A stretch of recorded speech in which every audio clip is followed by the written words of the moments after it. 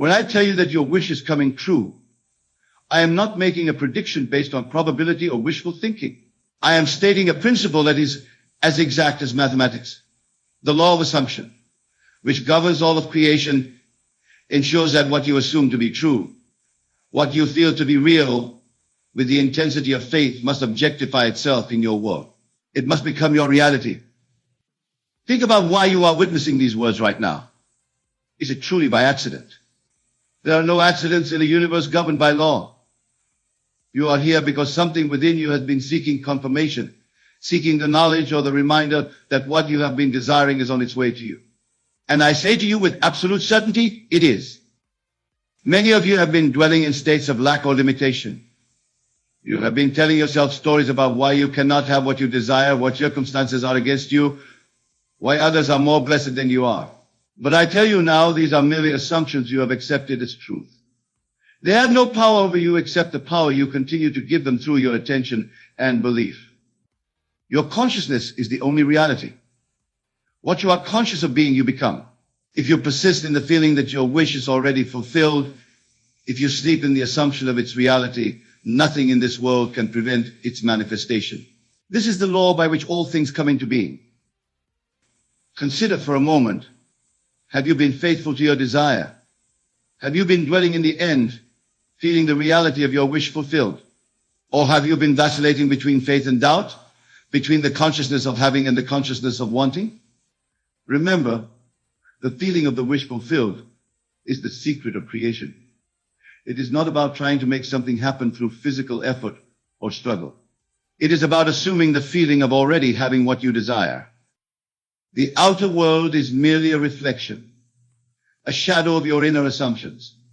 Change the assumption, and you change the reflection. It is that simple, though I know many find this difficult to accept, because they have been conditioned to believe that reality is something fixed and external to themselves. It is not. Reality is fluid and responsive to your consciousness. Let me tell you a story that illustrates this principle. Many years ago, a young woman came to one of my lectures. She was desperate to be married, but she had convinced herself that there were no eligible men in her life, and that at her age, her chances were diminishing daily. She was dwelling in a state of lack and longing, focusing on the absence of what she desired rather than its presence. I instructed her to create a simple scene that would imply her wish was already fulfilled. She decided that if she were married, she would wear a wedding band on her finger, and at night when she removed her jewelry, she would place that ring in a specific spot on her dresser. So every night before sleep, she enacted this scene in her imagination. She felt the ring between her fingers, felt herself placing it on the dresser, and most importantly, she captured the feeling of being happily married. Within a month, she met a man at a gathering she had initially not wanted to attend. Their connection was immediate and profound. 6 months later, they were married, and yes, every night, she now removes her wedding band and places it exactly where she had imagined. Her outer world rearranged itself to match her inner assumption. This is not coincidence or luck. This is law. The law that states consciousness is the one and only reality, and what you are conscious of being, you become. Now, some of you might be thinking, but I've been trying to manifest my desire for so long, and nothing has happened. To this I say, you have not been dwelling in the end. You have been dwelling in the process, in the state of wanting and trying rather than in the state of having and being. Your wish can only come true when you live from the assumption that it already has. Remember, imagination creates reality. Your imaginal acts are facts. They are realities. They are already fully present in your consciousness, though they may not yet be visible to your mortal eye. But they will be. For everything in this world began as an imaginal act before it materialized into the visible. Let us explore this deeper. The Bible, which is not a historical document, but a psychological drama, tells us in countless ways that we are the operant power in our lives. Whatsoever things ye desire when ye pray, believe that ye receive them, and ye shall have them. This is not a promise of future fulfillment. It is a present tense instruction. Believe that you receive now, and manifestation must follow. When you truly understand this, you realize that there is nothing to wait for, nothing to wish for. There is only the acceptance of what already is in consciousness. Your desire is already fulfilled in the imagination, which is the reality of all things. Your task is not to make it happen, but to appropriate it through the feeling of its reality. I urge you now to take a moment and reflect on what you truly desire. Not what you think is possible based on your current circumstances, but what you would love to be, do, or have if you knew you could not fail. Hold that desire in your consciousness now. Feel its reality.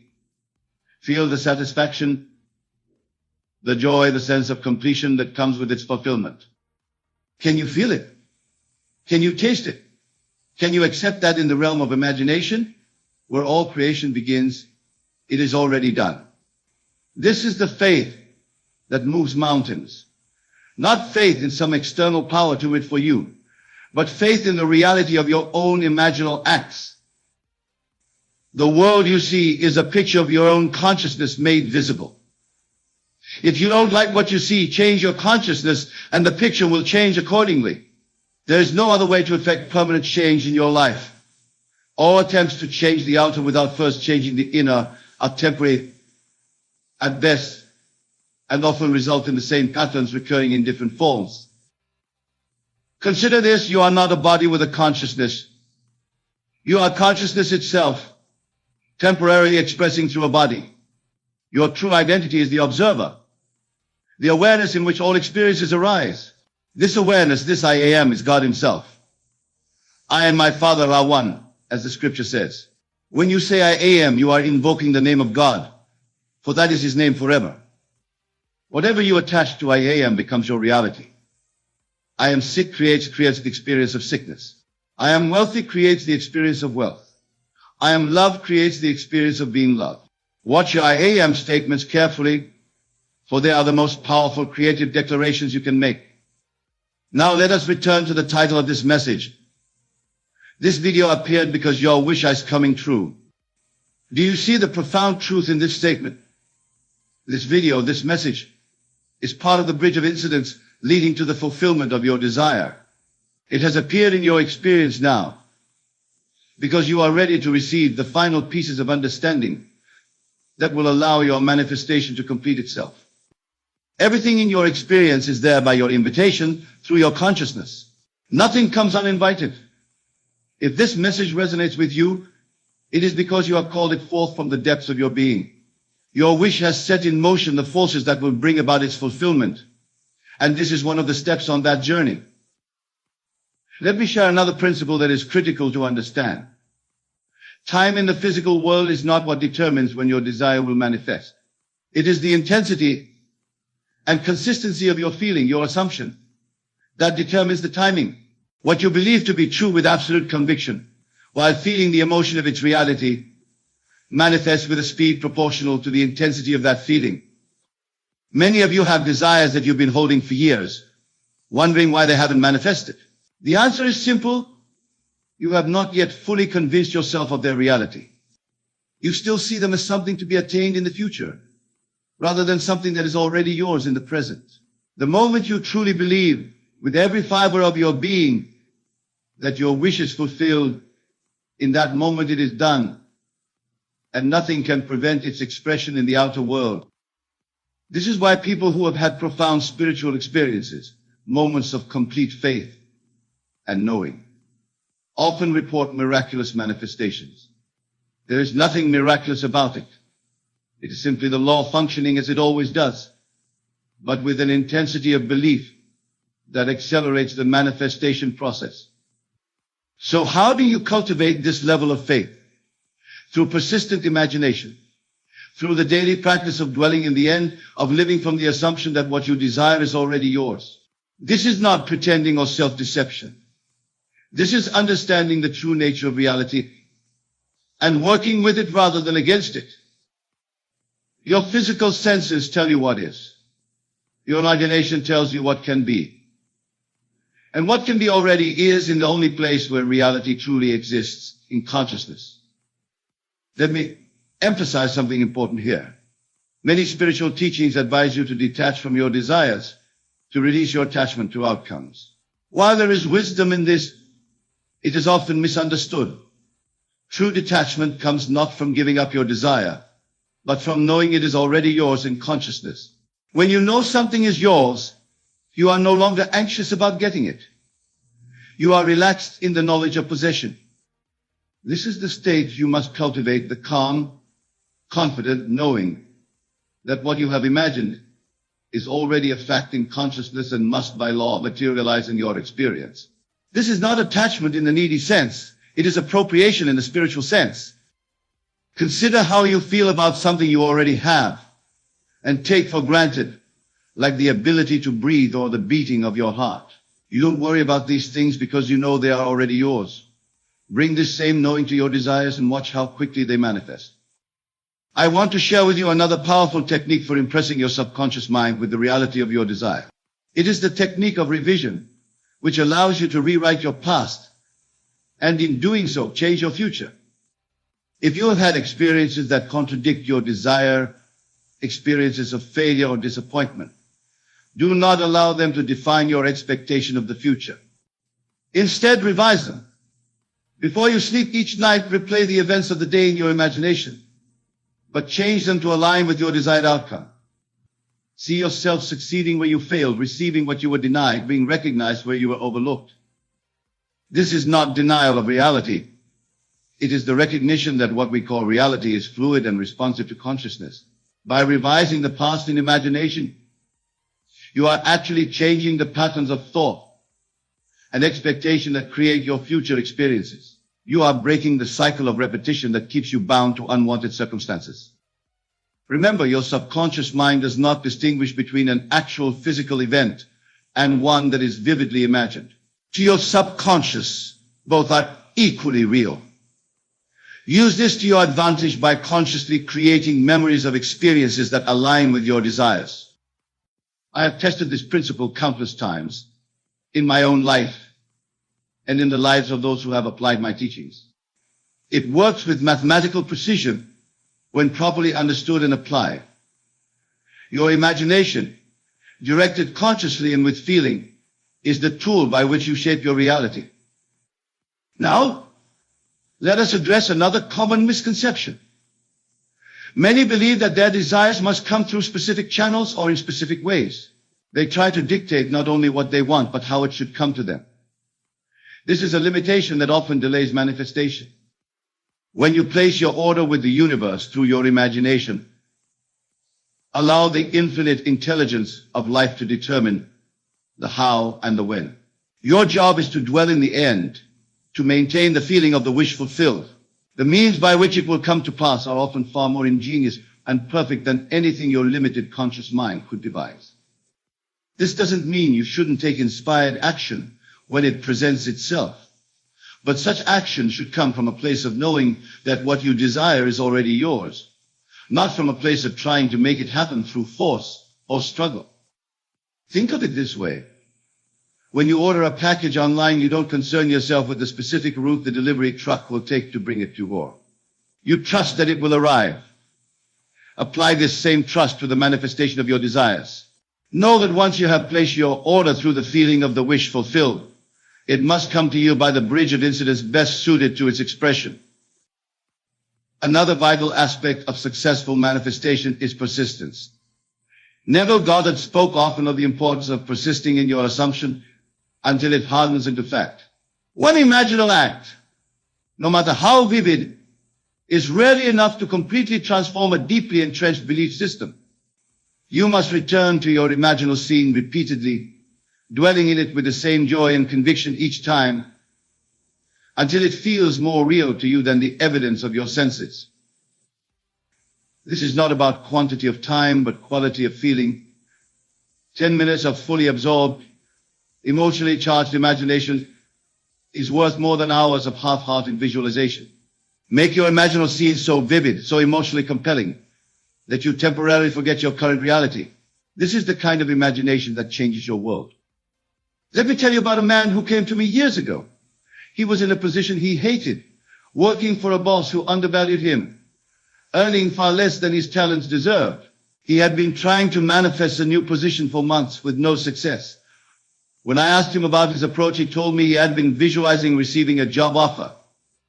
I explained to him that this was still dwelling in the process, not in the end. The end would be actually working in the new position, enjoying it, receiving the higher salary. I instructed him to create a scene that implied this was already his reality.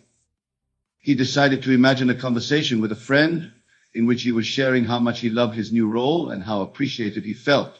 He imagined this friend congratulating him on his significant increase in income. He performed this imaginal act every night before sleep. And within 3 weeks, he was offered a position that far exceeded his expectations.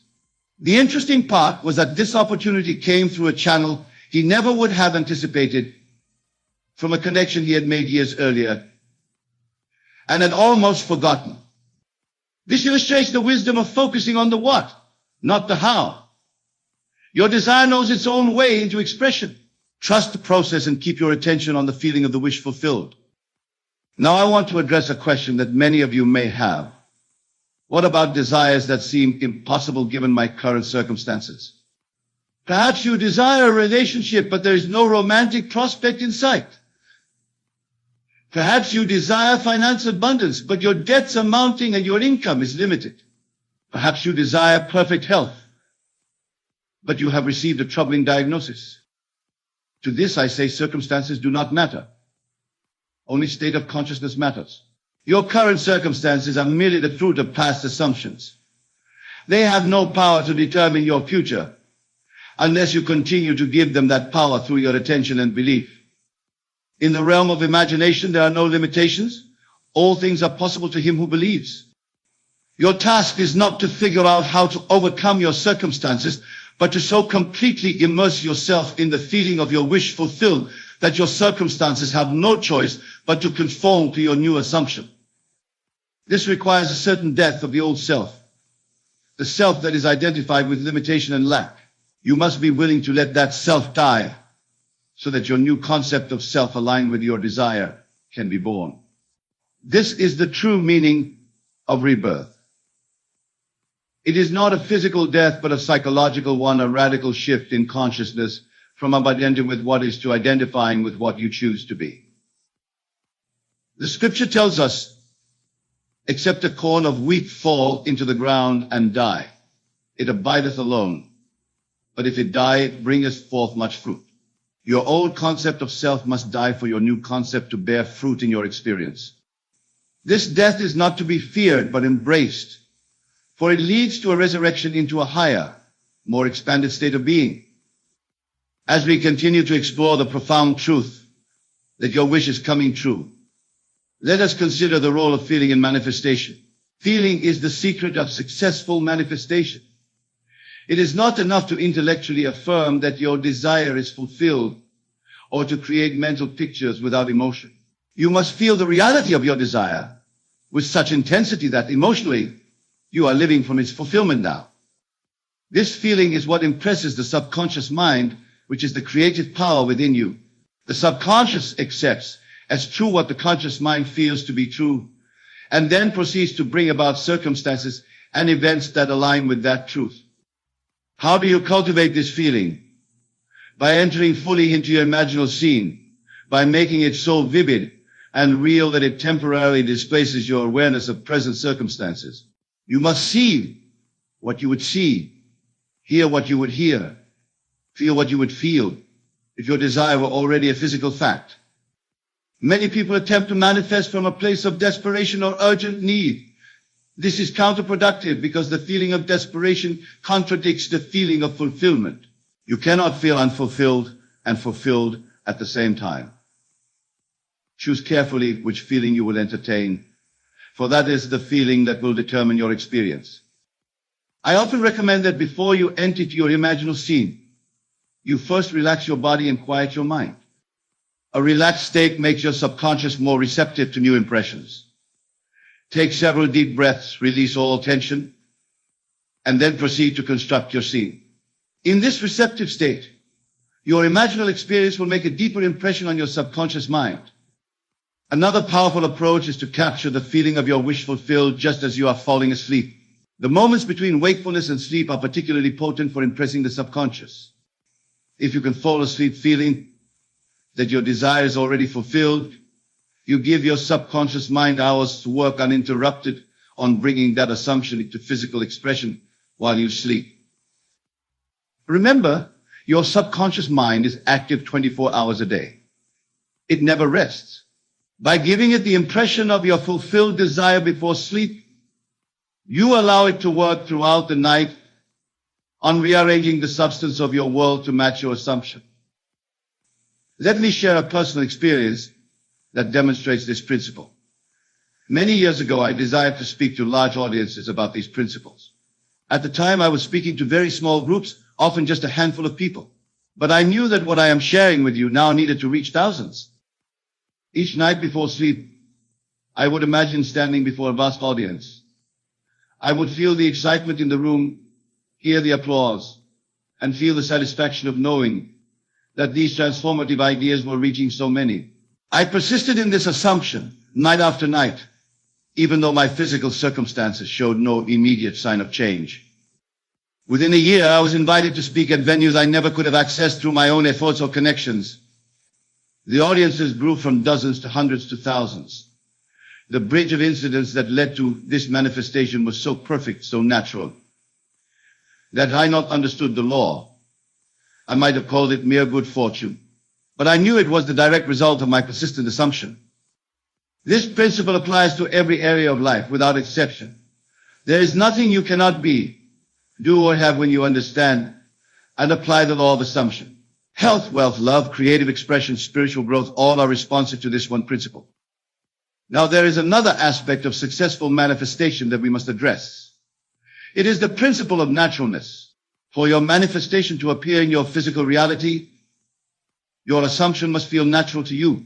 It must not feel like a strain or a far-fetched fantasy, but like the most natural thing in the world. This is why I often recommend starting with desires that stretch you but do not completely shatter your sense of what is possible for you. As you succeed with these initial manifestations, your faith in the law grows, and you can gradually take on assumptions that once seemed impossible.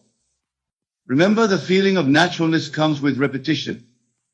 As you persist in your assumption, returning to it night after night, it begins to feel more and more normal. What seemed audacious at first gradually becomes acceptable, then probable, then certain. This is the hardening of an assumption into fact. I have often been asked, how long must I persist in my assumption before it manifests? The answer varies with each individual and each desire. Some assumptions manifest almost instantly, while others require more persistent effort. The determining factors are the naturalness of the assumption to you and the degree to which it contradicts your existing beliefs.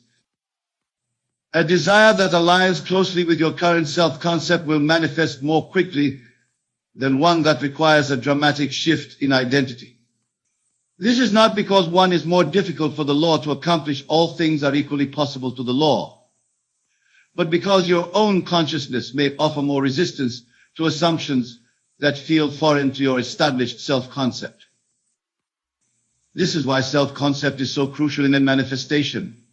Your self-concept is the sum total of all your beliefs about yourself. It is the answer you give to the question, who am I? Your manifestations will always be consistent with this self-concept, for you cannot manifest your level of consciousness. If you desire wealth but identify as someone who struggles financially, you must first change the identity. You must begin to think from the assumption, I am wealthy, rather than thinking of wealth as something to attain. As your self-concept shifts, your manifestations will shift accordingly. The same applies to relationships, health, professional success, and every other area of life. Your experience will always reflect your self-concept. Change the concept, and you change the experience. This is the law. Now let me address a common concern. Many of you have desires that involve specific other people, a romantic relationship with a particular person, recognition from a specific authority figure, reconciliation with someone from whom you're estranged. You wonder if it is possible to manifest outcomes that require the participation of others who have their own free will. To this I say there is no one else. There is only God, only consciousness expressing itself in seemingly separate forms.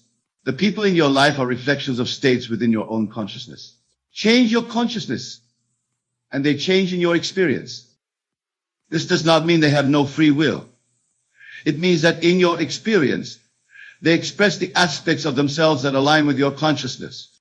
If you assume that someone loves you, appreciates you, supports you, that is what you will experience from them, because that is the state you have activated in your consciousness.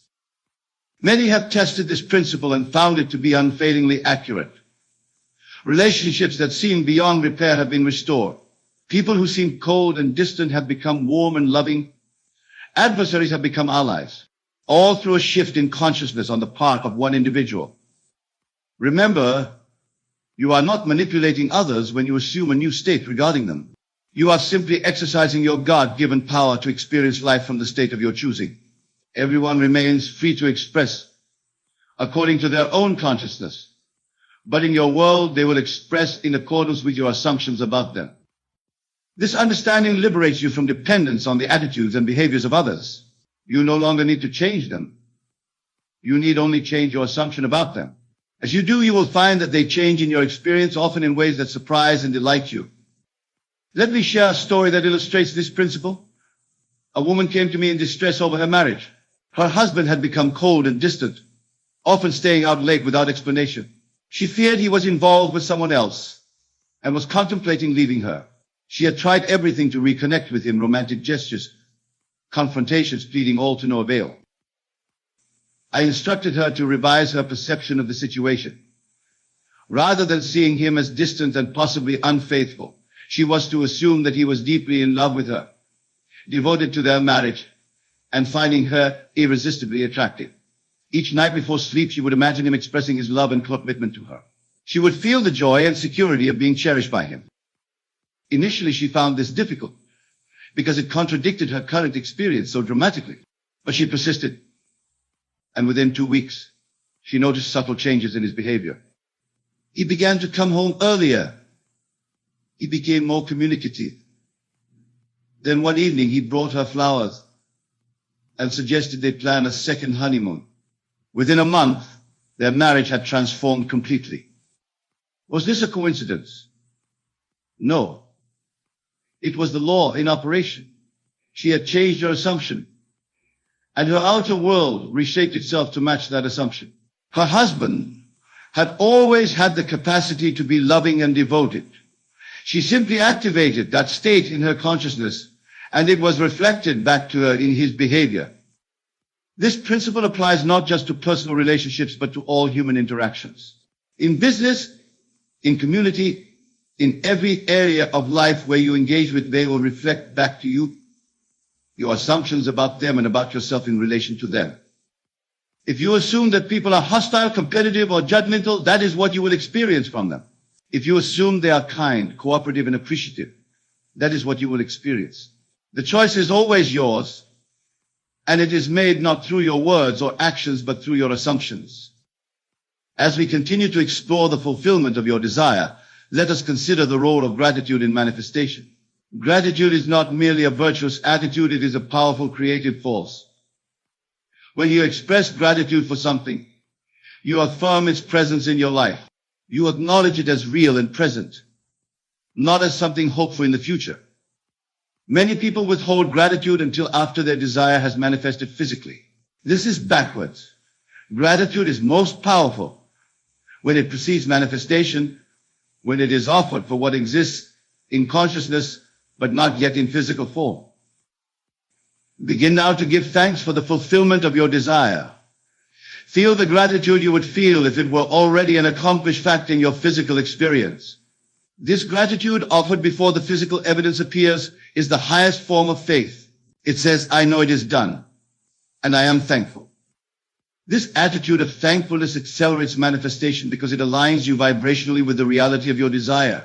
It closes the gap between your current state and your desired state by creating an emotional bridge of appreciation. Consider this: when you want something and don't have it, the predominant vibration you offer is one of lack or absence. This perpetuates the experience of not having. But when you are grateful for something, the predominant vibration is one of having, of possession. This attracts more experiences that match that feeling of having. So begin today to express genuine gratitude for the fulfillment of your desire, even before you see it with your physical eyes. Thank the God within you, your own wonderful human imagination, for having already granted your wish.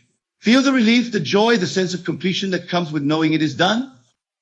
This practice alone can transform your manifestation process, bringing your desires into physical form with a speed and ease that may astonish you.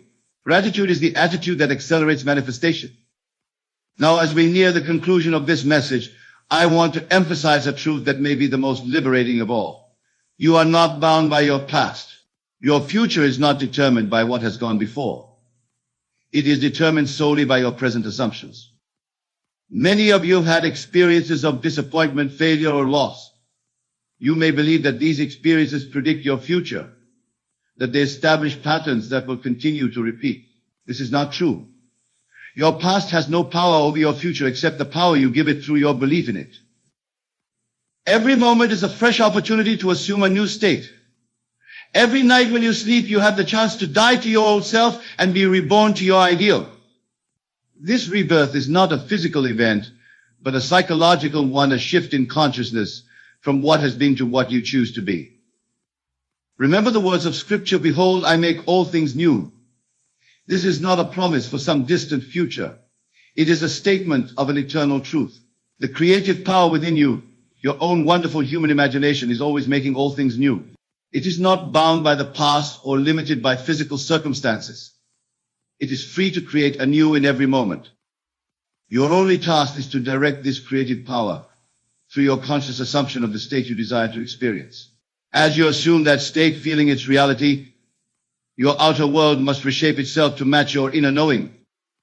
This is the promise and the power of the law. What you assume, you become.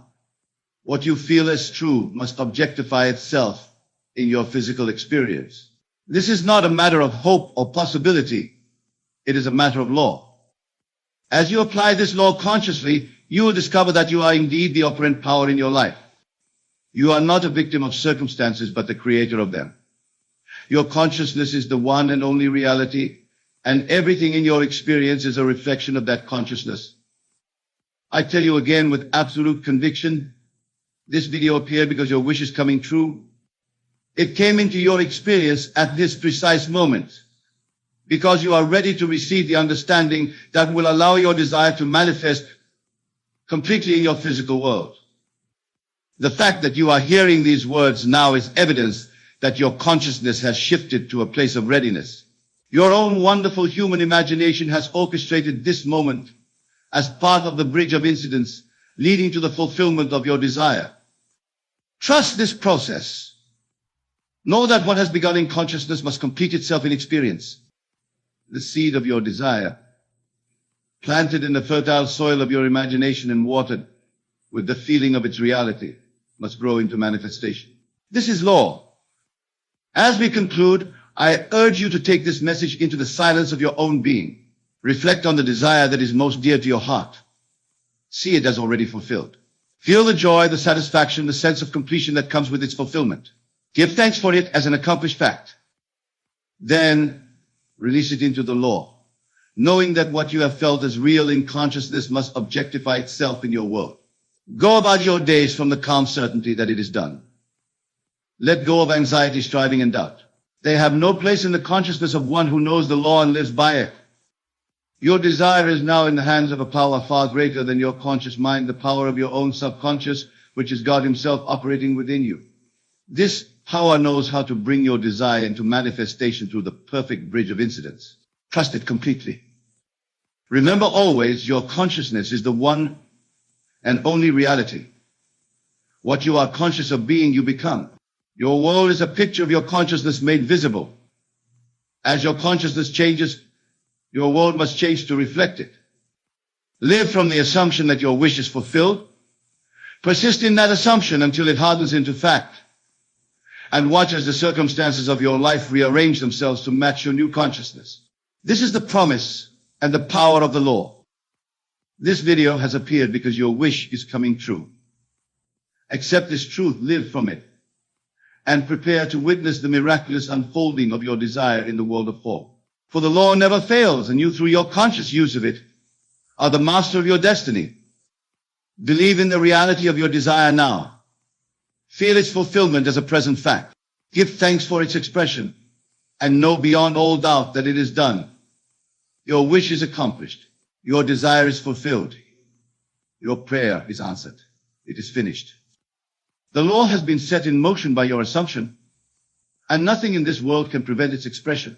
What you have felt as real in the realm of imagination, which is the reality of all things, must make its appearance in your physical world. This is the eternal promise of the law. Go now in the peace and confidence of one who knows that creation is finished, that all exists now in consciousness, and that your experience is simply revealing what you have accepted as true. Live from your ideal as an accomplished fact, and watch the miracles unfold in your life. For I tell you again with absolute certainty this video because your wish is coming true. The desire of your heart is on its way to you now, traveling across the bridge of incidents that leads inevitably from its conception in imagination to its birth in experience.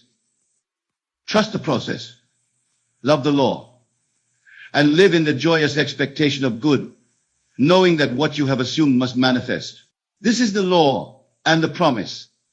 This is the truth that sets you free.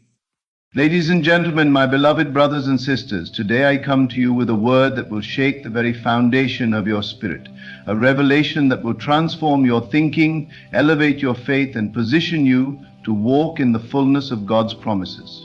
I speak to you not as mere men and women, but as chosen vessels, as kings and queens in the making, as the elect of the Most High, who have been tested, refined, and prepared for a season of divine overflow. Many of you have been through trials that made you question your calling. You have endured storms that threatened to break you. You have faced betrayals, setbacks, disappointments, and long nights of wondering when God's promise would manifest. But I came here today to tell you your season of trial has come to an end. The days of struggling, barely making it, fighting for survival, they are over. The Lord has declared over you, "Well done, my faithful servant. Now step into abundance." You see, trials are not punishments. Trials are not meant to destroy you. Trials are divine classrooms, places of testing, where God molds His chosen ones into leaders, influencers, and stewards of great wealth. Gold must go through fire before it shines. Diamonds must be pressed before they sparkle. Oil must be crushed before it flows. And you, God's chosen one, have been through your crushing, your pressing, your refining fire. And now it is time for your reward. The Word of God declares in Deuteronomy 8:18, "Remember the Lord your God, for it is He who gives you the power to get wealth, that He may establish His covenant." It is not the world that gives wealth. It is not luck. It is not the systems of men. It is God Himself who grants the power to generate wealth, to establish dominion, to live in the overflow. And why does He do it? That His covenant may be established. Let me tell you something. Poverty is not your portion. Lack is not your inheritance. Struggle is not your destiny. You were born for dominion. The enemy has deceived many into believing that they must suffer indefinitely, that they must live in scarcity to be humble. But let me ask you, how does a child of the King live like a beggar? How does an heir to the kingdom walk like a slave? The moment you recognize who you are, your posture changes, your mindset shifts, and your circumstances must bow to the authority of your revelation. You are not just anyone, you are God's chosen. Before you were born, He knew you. Before you took your first breath, He had a purpose for you. And part of that purpose is to be a conduit of His wealth. He is shifting you from borrower to lender, from worker to owner, from survival to significance. The trials were your training ground. The hardships were your preparation. You had to be tested so that when the millions come, you will not be consumed by them, but you will steward them for the glory of God. Let me remind you of Joseph. The young man had a dream of greatness, a vision of prosperity, But before the palace he faced the pit. Before the crown he wore chains. Before ruling he was falsely accused. But through it all God was training him. He was refining his character, sharpening his wisdom, preparing his heart. And when the moment came, Joseph stepped into his wealth, not as a selfish man, but as a divine steward. Likewise, your journey has not been in vain. Every tear you cried, every night you prayed, every moment you felt abandoned, it was all part of the preparation. You had to lose some things to gain better things. You had to walk through seasons of emptiness so you could appreciate the overflow. You had to endure trials to prove your faithfulness. And because you did not give up, because you remained faithful, because you held on to the promises of God, now the floodgates of heaven are opening for you. God is not just giving you money, He is giving you divine strategies. He is placing ideas in your mind that will birth industries. He is giving you favor that will open doors no man can shut. He is sending the right people to connect with you, the right opportunities to align with your purpose. But you must be ready to step into it. Many people pray for abundance but are not prepared to receive it. If God gives you millions today, will you manage it well? If He entrusts you with wealth, will you use it for His kingdom, or will you let it corrupt you? The reason God allows trials before the breakthrough is to shape your heart, to ensure that when the millions come, they do not take His place in your life. Let me speak prophetically into your life. You are stepping into an era where doors will open without struggle, where financial opportunities will locate you, where debts will be cancelled and wealth will flow into your hands. But hear me. This is not just about you. This is about kingdom expansion. This is about feeding the hungry, clothing the naked, funding the gospel, building schools, hospitals, and businesses that will glorify God. You're not just becoming a millionaire for your comfort. You are becoming a millionaire for kingdom impact. There is an anointing for wealth that is being released upon the chosen ones, and it is for those who have endured the test. The wealth of the wicked is stored up for the righteous, and now is the time of divine wealth transfer. God is positioning you to be a leader in the marketplace, a financier of the gospel, a pillar in your community. The world is waiting for you to rise. Your family is waiting for you to break generational curses. Your city is waiting for the manifestation of God's glory in your life. This is your time. This is your moment. The wait is over. No more delay, no more excuses. Walk boldly into the blessing. Step courageously into the overflow. The trials are over. Now you are stepping into your millionaire status. This is not wishful thinking. This is not motivational speech. This is divine revelation. The enemy has tried to keep you blind to your inheritance, but today your eyes are opening. The chains of limitation are breaking. The curses of poverty are being reversed. The season of just enough is turning into a season of more than enough. So I challenge you today, change your mindset. Stop thinking like a slave and start thinking like a ruler. Stop expecting scarcity and start expecting overflow. Stop waiting for permission and start taking dominion. Wealth is not coming to the lazy. Wealth is not coming to the fearful. Wealth is coming to the diligent, the bold, the faithful, the obedient. The trials were necessary. They humbled you, they refined you, they tested your faith. And now, because you endured, you shall reap the reward. You are not just going to make a little money, you are going to be a millionaire. You are going to fund the kingdom. You are going to change lives. You are going to walk in such abundance that generations after you will call you blessed. So get ready, get positioned, get aligned with God's principles. Sow, invest, plan, and expect the harvest, because what is coming to you is bigger than what you prayed for. It is exceeding, abundant, above all you can ask or think. It is supernatural wealth, divine acceleration, unstoppable favor.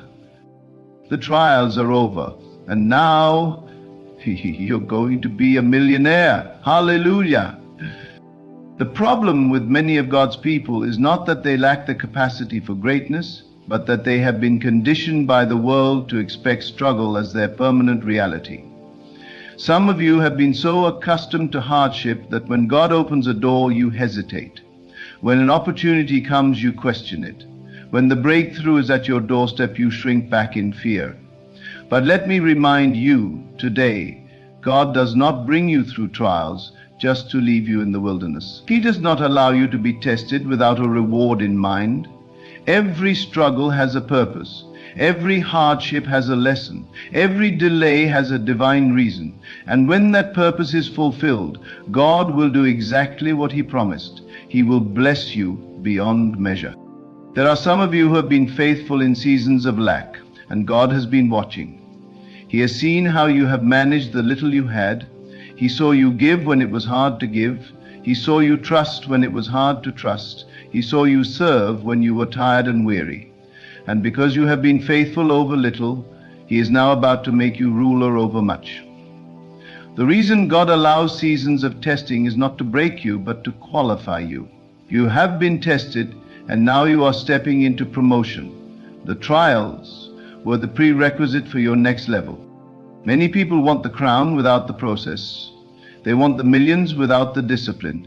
They want success without obedience. But God does not work that way. God does not pour oil on an unprepared vessel. God does not release wealth into untrained hands. If you give a child a kingdom, he will destroy it, not because he is evil, but because he lacks the maturity to manage it. That is why God has taken you through trials, so that when the millions come, they will not destroy you, but rather they will empower you. Look at David. Before he became king, he was a shepherd. Before he sat on the throne, he lived in caves. Before he wore a crown, he faced Goliath. Why? Because God had to train him in obscurity before he could trust him with authority. Some of you have been hidden, unnoticed, overlooked, and rejected, but that was part of your training. God was sharpening your skills, developing your character, teaching you patience. And now, the season of hiding is over. You are stepping into your rightful place, not as a servant, but as a ruler. The wealth is coming, the favor is coming, the open doors are coming. But will you be ready? There is a principle in the kingdom. God blesses those who are ready. Some of you are praying for millions, but you have not yet mastered the art of managing hundreds. Some of you are asking for abundance, but your mindset is still stuck in scarcity. God does not pour new wine into old wineskins. Before He releases wealth, He transforms the mind. That is why Romans 12:02 tells us to be transformed by the renewing of our mind. You cannot enter a millionaire's season with a poverty mindset. You cannot step into overflow while thinking like a beggar. Your mindset must shift before your reality does. The enemy has been working overtime to keep God's people ignorant of their inheritance. He knows that a believer with financial power is a dangerous believer. He knows that if you ever step into your wealth, you will break generational curses, fund the gospel, build schools, take over industries, and shift economies. That is why he fights you. That is why he tries to keep you bound in survival mode. He knows that as long as you are struggling, you are distracted. But today I came to announce that the chains are breaking. The deception is being exposed. The strongholds of lack and limitation are being destroyed. You are stepping into a season where money will no longer be your master but your servant. Money was never meant to control you, it was meant to serve you. That is why Jesus spoke so much about stewardship. He did not condemn wealth, He condemned the love of it. Money is a tool, a resource, a means to fulfill purpose. It is not your identity. It is not your security. It is not your God. When you understand this, you will stop chasing money and start attracting it. You will stop worrying about finances and start walking in divine provision. The reason many people struggle financially is because they have made money their master. But Jesus said, "Seek first the kingdom of God and His righteousness, and all these things will be added unto you." When you shift your focus from money to purpose, from survival to dominion, from fear to faith, wealth begins to find you. The chosen ones do not beg for blessings. They walk in blessings. They do not chase favor, they attract favor. They do not wait for opportunities, they create them. This is the season where you must start thinking differently. You are not a victim. You are not at the mercy of the economy. You are not bound by what the world says you can have. You are a kingdom citizen, and in the kingdom there is no lack. In the kingdom there are no limits. In the kingdom, prosperity is your inheritance. Some of you have been conditioned by religion to believe that wealth is evil. But let me ask you, how can you fund the kingdom without resources? How can you be a blessing to others if you are struggling to survive? The Bible says a good man leaves an inheritance for his children's children.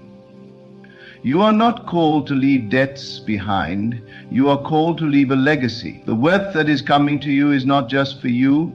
It is for your children, your grandchildren, and for the advancement of God's work. This is the time to position yourself. Get educated, develop new skills, start thinking like an owner, invest wisely, seek wisdom. Do not let this opportunity pass you by. The trials are over, the season of struggle has ended, and now it is time to walk into your inheritance. If you have been faithful, God is about to show himself strong in your life. The days of barely getting by are finished. The days of endless battles are coming to an end. Now is the time to rise, to take dominion, and to walk boldly into your millionaire season. The enemy tried to keep you down, but he failed. The storms tried to break you, but they only made you stronger. The setbacks tried to delay you, but they only positioned you for greater. What the enemy meant for evil, God is turning for your good. The waiting was not wasted. The suffering was not pointless. Everything you went through was preparing you for what is about to happen. This is not just a new season. This is a new dimension. This is a supernatural shift. This is the manifestation of God's promise. So I say to you today, get ready. Expand your vision. Make room for abundance. Start preparing for what is coming. Do not be like the 5 foolish virgins who were not ready when the time came. Get your house in order. Set your affairs in place. Expect the overflow. You are about to see the hand of God move in your life like never before. You are about to experience supernatural favor. The trials are over. Now you are stepping into divine prosperity. This is not for everyone. This is for the chosen ones. This is for those who did not give up. This is for those who endured. This is for those who remained faithful when things got tough. And because you endured, because you remained steadfast, because you trusted in God, now the heavens are opening over you. Now the wealth of the wicked is being transferred to you. Now doors are swinging wide open. Now you are stepping into the reality of God's promise. The trials were only temporary, but the blessing will be permanent. You are going to be a millionaire, not for selfish gain, not for vain pursuits, but for kingdom impact. The wealth is coming so that you can be a solution to problems, a light in darkness, a testimony of God's goodness. The days of struggling are over. The trials have served their purpose. Now it is time to walk in the fullness of what God has destined for you.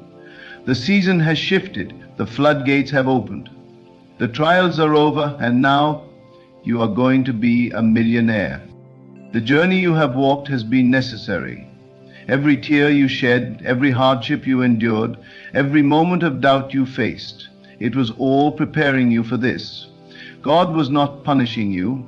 He was promoting you. He was stretching you, expanding your capacity, and enlarging your territory. You see, the problem is not that God is unwilling to bless you. The problem is that too many people want a blessing they are not yet ready to handle. God cannot release wealth into unprepared hands. He cannot give increase to those who lack the discipline to sustain it. That is why He allowed the process. That is why He tested you. And because you have endured, because you have been found faithful, now He is releasing the increase. Some of you have been crying out to God, asking, Lord, when will my breakthrough come? And He is saying the breakthrough is already here, but are you ready to walk in it? Many people are waiting for a sign, waiting for a miracle, waiting for something external to change. But the truth is, before the external shifts, the internal must shift. Your mindset must shift. Your faith must increase. Your habits must align with the vision God has given you. You cannot expect millionaire status while thinking in poverty. You cannot expect financial increase while still operating in lack. As a man thinks in his heart, so is he. If you see yourself as small, you will remain small. If you see yourself as incapable, you will remain incapable. But when you recognize that you are chosen, when you understand that you have been set apart, when you truly believe that you are destined for greatness, then nothing can stop the manifestation of God's promises in your life. The enemy does not attack people who have no purpose. He attacks those who are dangerous to his kingdom. That is why your trials were so intense. That is why the warfare against you was so fierce. He saw what you were about to become. He saw the wealth that was coming to you. He saw the influence that God was positioning you for, and he tried to break you before you could step into it. But he failed.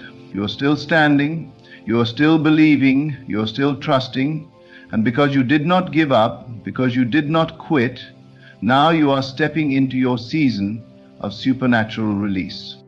The Word of God says that he will restore the years that the locusts have eaten. Some of you have lost time. You have lost opportunities. You have watched others move ahead while you felt stuck. But God is a God of restoration. He is not just giving you back what you lost, he is multiplying it. He is giving you double for your trouble. He is accelerating what seemed delayed. What took others 10 years will take you 1 year. What seemed impossible will become effortless. This is the season of divine acceleration, where things will happen so fast your head will spin. Many of you have been faithful with little, and now God is making you ruler over much. He is giving you divine strategies, supernatural wisdom, and ideas that will generate wealth for generations. But hear me, this wealth is not just for your comfort. It is for kingdom expansion. It is for breaking generational curses. It is for establishing businesses that will employ others. It is for feeding the hungry, housing the homeless, funding the gospel, and being a light in the marketplace. The wealth is coming with a purpose, and those who understand that purpose will see an increase beyond their imagination. Too many believers are waiting for wealth to fall from the sky. But the truth is, God blesses the work of your hands. That means you must be doing something, you must be building something, you must be sowing seeds of diligence, creativity, and obedience. You cannot sit idly and expect abundance to chase you. Faith without works is dead. You must align your actions with your faith. If you believe you are stepping into millionaire status, then start moving like a millionaire. Start thinking like an owner. Start preparing for what is coming. Make room for the overflow. The reason some people never walk into their blessing is that they never prepare for it. They pray for a harvest but never plant seeds. They ask for promotion but never develop the skills required for the next level. They expect abundance but still operate in a spirit of scarcity. But God is saying today, I am ready to release it, but are you ready to receive it? This is the time to take action. This is the time to get serious about your purpose. This is the time to move in faith, even when you do not see the full picture. Because when you move, heaven moves. When you step out, the provision meets you. When you obey, the doors open. The trials were never meant to destroy you, they were meant to reveal you. Diamonds are formed under pressure, oil is released through crushing, gold is purified in fire, and you, God's chosen one, have been through the process. You have been through the refining. You have been through the pressing. And now it is time for the unveiling. The season of hiddenness is over. The season of struggle has expired. Now you are stepping into the manifestation of everything God has spoken over your life. Some of you have been afraid to step out because of past failures. You tried before and it didn't work. You believed before and it didn't happen. But hear me, the past does not define your future. The enemy wants to keep you trapped in the cycle of disappointment, but today that cycle is breaking. This is a new season, a fresh start, a divine reset. The doors that closed before will now open. The opportunities that were blocked will now be released. The favor that was delayed will now accelerate. God is not limited by your past. He is not restricted by what has happened before. He is doing a new thing. Can you perceive it? Can you embrace it? Can you believe it? Because those who believe will see the manifestation. Those who expect it will walk in it. Those who align themselves with God's promises will experience supernatural results. This is not the time to shrink back. This is not the time to hesitate. This is the time to move boldly, to walk in faith, to take possession of what belongs to you. You have been anointed for such a time as this. You have been positioned for this moment. Everything you went through was leading to this. The struggles, the setbacks, the betrayals, the losses, they were all necessary for your elevation. And now the elevation has come. The shift has happened. The wealth is being transferred, the resources are being released, and those who have been faithful will now reap the rewards. So let me ask you, are you ready? Are you truly ready to walk in the fullness of God's blessing? Because this is not just about financial wealth. This is about purpose. This is about influence. This is about impact. Money without purpose is meaningless. Wealth without assignment is wasted. But when you understand why God is blessing you, when you align your wealth with His kingdom, when you use what He gives you for His glory, then there is no limit to what He will do in your life. The chosen ones are rising.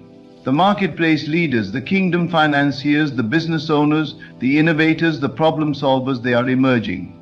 This is the time to build, to create, to take dominion. This is the time to establish systems that will last for generations. This is the time to break cycles of poverty and establish new legacies of wealth. The world will see the manifestation of God's power in your life. They will see the hand of God upon you. They will see that you serve a God who does not just supply your needs, but gives you more than enough. The trials were necessary, but they are over now. The waiting season has ended. The struggle has served its purpose. Now the abundance is being released. Now the overflow is coming. Now the millions are manifesting. And those who are ready will walk into it. Those who are prepared will take possession. Those who believe will see the impossible become possible. This is the hour. This is the moment. The season has shifted. The trials are over. Now you are going to be a millionaire. There is a sound in the spirit, a sound of breakthrough, a sound of release, a sound of divine acceleration. You have been waiting, you have been laboring, you have been enduring, but now the heavens are open over you. The storehouses of heaven are pouring out blessings that you do not have room enough to receive. The delay has been broken, the barriers have been removed, and what once seemed impossible is now within reach. You see, the enemy wanted to convince you that the trials would last forever. He wanted you to believe that struggle was your portion, that lack was your inheritance, that hardship was your destiny. But today I declare that the enemy is a liar. You were never meant to live in survival mode. You were never meant to beg for what already belongs to you. You were never meant to live beneath your calling. You were created for dominion, for abundance, for overflow.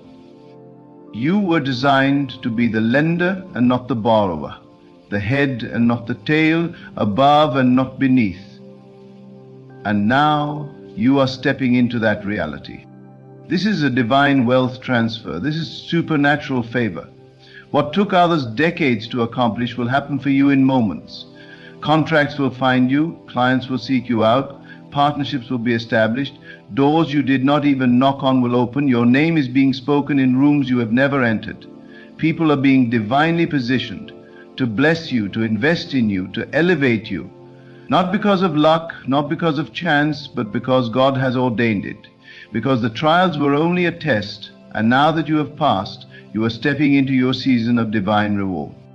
There is a shift happening, a supernatural shift.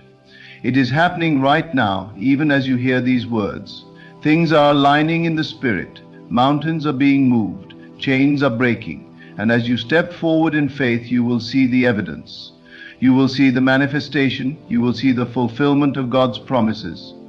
The trials were necessary, but they are over.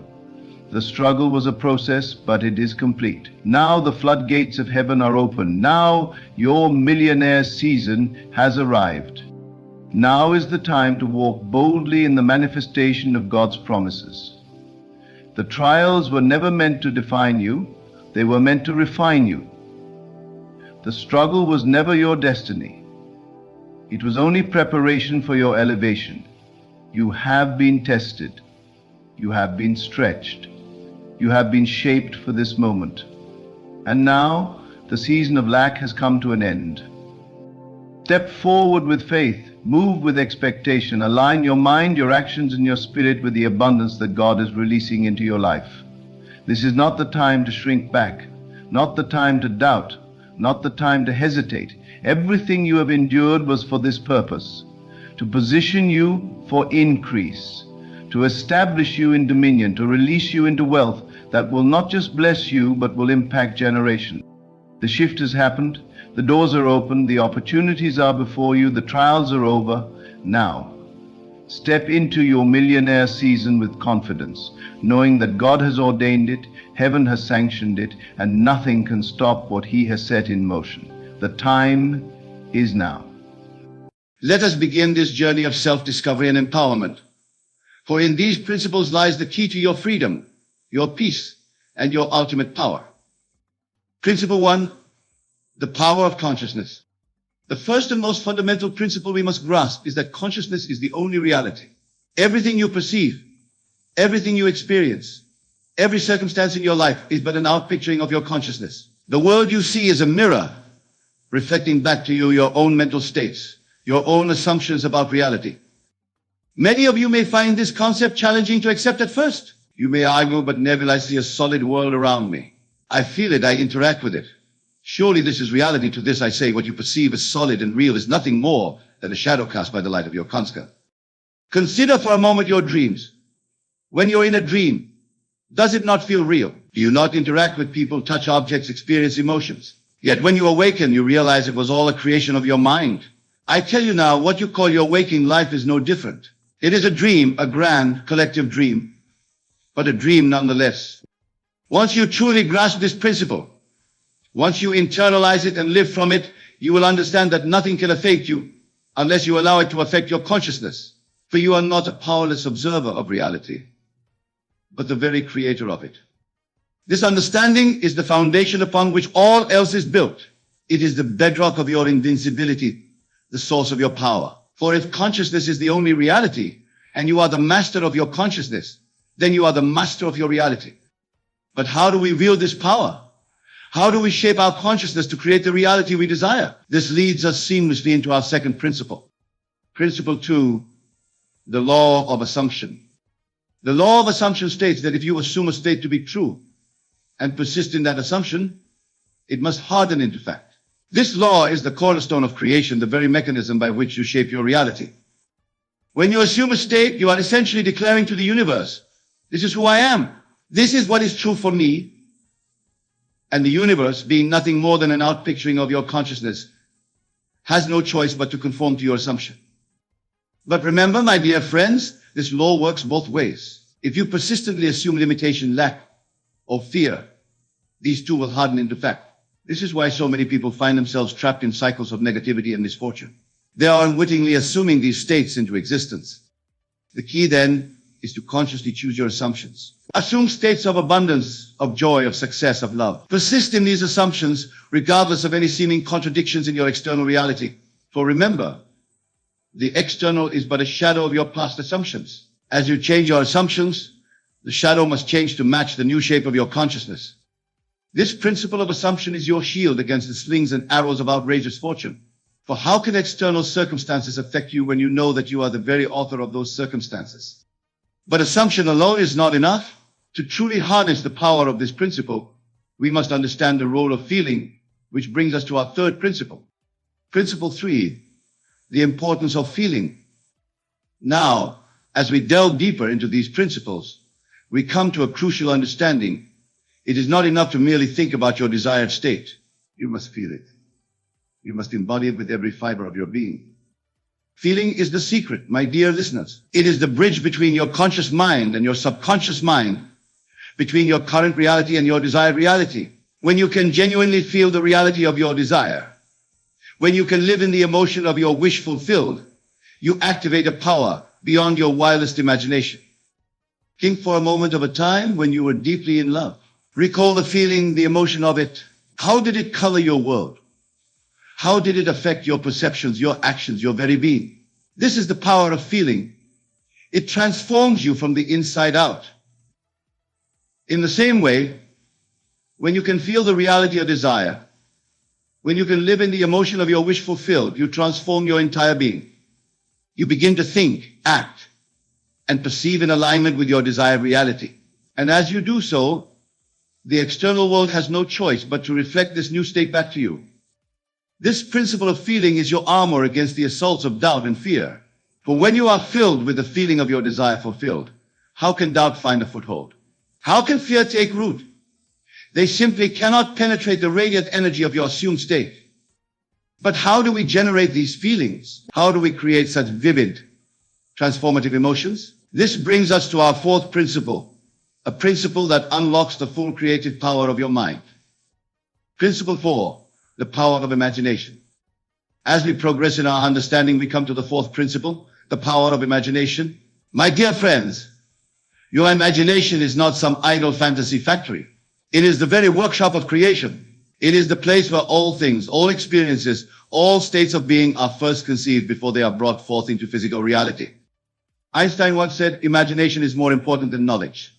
For knowledge is limited to all we now know and understand, while imagination embraces the entire world, and all there ever will be to know and understand. Your imagination is the gateway to infinite possibilities. It is the realm where you can try on new states of being, where you can explore new realities, where you can shape your world according to your deepest desires. When you imagine, you are not merely daydreaming. You are engaging in the most profound act of creation. For remember, consciousness is the only reality, and your imagination is the tool by which you shape your consciousness. Imagine yourself as the person you wish to be. See yourself living the life you desire. Feel the emotions associated with your wish fulfilled. Do this vividly, do this often, and do this with a firm conviction that what you are imagining is not some far-off possibility, but a present reality. This principle of imagination is your sword against the limitations of your current circumstances. For how can your current reality constrain you when you can, at any moment, step into a new reality in your imagination? But what of the past? What of the memories and experiences that seem to contradict our desired state? This brings us to our fifth principle, a principle that grants you power over time itself. Principle 5, the art of revision. Now we come to a principle that many find particularly powerful, the art of revision. This principle teaches us that we can go back into our past and change it. Not in a physical sense, of course, but in our consciousness, which, as we've established, is the only reality. You might ask, but Neville, how can we change the past? Isn't it fixed? To this I say the past only exists in your memory. And memory is not fixed. It is fluid, constantly being rewritten by your present state of consciousness. When you revise a past event, you are not denying that it happened. Rather, you are choosing to remember it differently. You are rewriting the story in a way that serves your present and future. For example, if you had an argument with a loved one, instead of replaying the argument over and over in your mind, reinforcing the negative emotions associated with it, you can revise it. Imagine the conversation going differently. See yourself and the other person coming to a loving understanding. Feel the warmth and connection between you. As you do this, you are not merely engaging in wishful thinking. You are actually reshaping your consciousness. And as your consciousness changes, your present reality must change to reflect it. This principle of revision is your time machine. It allows you to go back and plant seeds of positivity in your past, seeds that will bear fruit in your present and future. Or how can past events affect you when you have the power to revise them at will? But as we reshape our past and imagine our future, we must be careful not to fall into the trap of attachment. This brings us to our sixth principle, a principle that teaches us the power of letting go. Principle 6, the law of detachment. As we delve deeper into these principles, we come to one that many find challenging, the law of detachment. This law states that to manifest your desires, you must release your attachment to them. This may seem counterintuitive. You might think, but Neville, if I want something badly, shouldn't I focus on it intensely? The answer, paradoxically, is no. For intense focus often comes from a place of lack, a place of not having. And remember, what you assume, you create. Instead, cultivate a state of detachment. This doesn't mean you don't care about your desires. Rather, it means you trust so completely in the law of assumption, in the power of your consciousness, that you can relax into the knowing that your desire is already yours. Think of it this way. When you order a meal at a restaurant, do you sit there fretting about whether it will come? Do you constantly ask the waiter where your food is? No, you relax. You engage in conversation. You enjoy the ambience. You know your meal is being prepared and will arrive at the perfect time. In the same way, once you have placed your order with the universe through your assumption and feeling, relax. Trust in the process. Know that what you have assumed must come to pass in its own perfect timing. This principle of detachment is your shield against anxiety and impatience. For how can you be anxious about the future when you know with absolute certainty that your desire is already yours? But detachment does not mean inaction. It does not mean we sit back and wait for our desires to manifest. This brings us to our seventh principle, a principle that teaches us the power of consistent action. Principle 7, the power of persistence. Now, my dear listeners, we come to a principle that is crucial for your success, the power of persistence. This principle teaches us that we must persist in our assumption, regardless of any seeming contradictions in our external reality. Remember the story of Joshua and the walls of Jericho.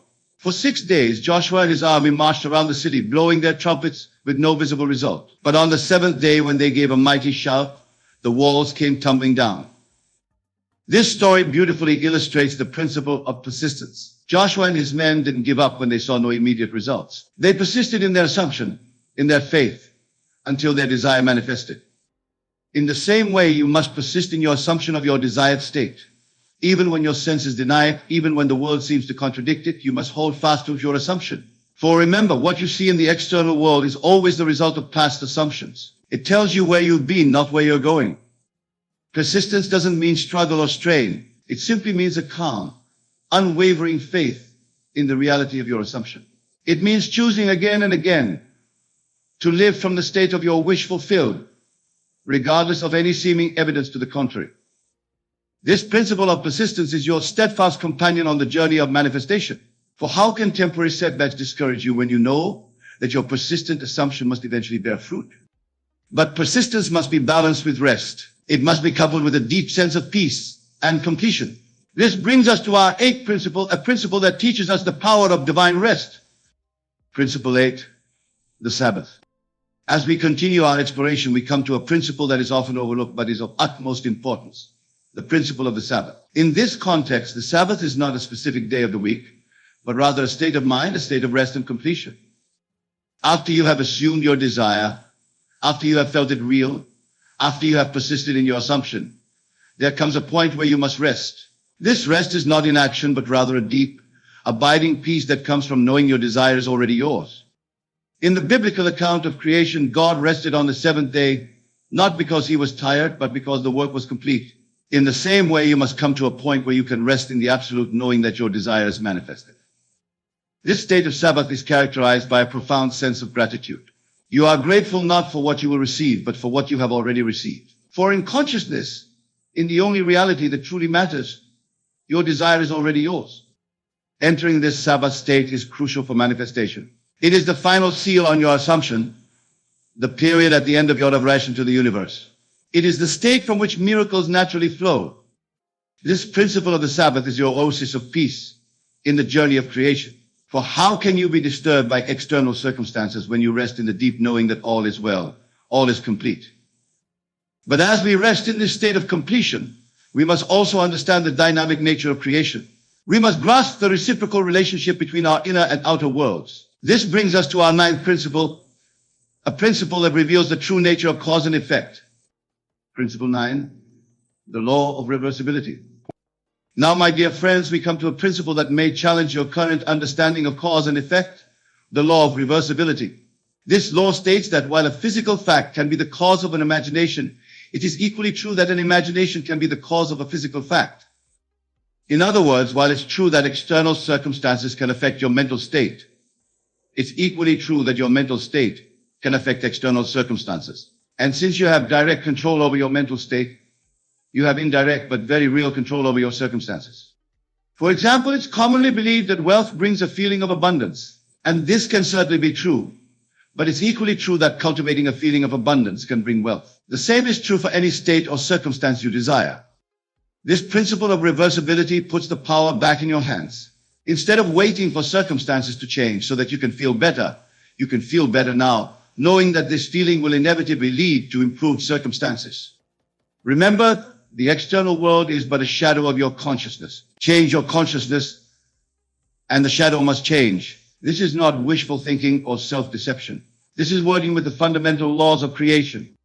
This principle of reversibility is your key to freedom from external conditions. For how can circumstances control you when you know that you can reverse the flow, creating circumstances from your chosen mental state? But to truly harness the power of all these principles, to become truly invincible to external influences, we must understand one final, all-encompassing principle. This brings us to our 10th and most profound principle, the principle that underpins all of creation. Principle 10, the I am. And now, my dear listeners, we come to the 10th and most profound principle, the I am. This principle is the foundation upon which all the others rest. It is the ultimate truth of your being. I am is the name of God. And it is your name too, for you are not separate from God, but an individualized expression of the divine. When you say I am, you are invoking the creative power of the universe. Whatever follows I am in your consciousness becomes your reality.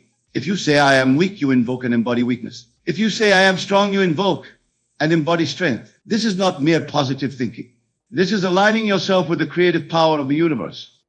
Understanding this principle, you realize that you are not at the mercy of external circumstances or internal states. You are the chooser of your state. At any moment, you can declare I am and follow it with whatever state you wish to embody. This principle of I am is the ultimate shield against all that would affect you. For how can anything disturb you when you know that you are one with the creative power of the universe? My dear friends, as we conclude our exploration of these 10 principles, I want you to realize the immense power that lies within you.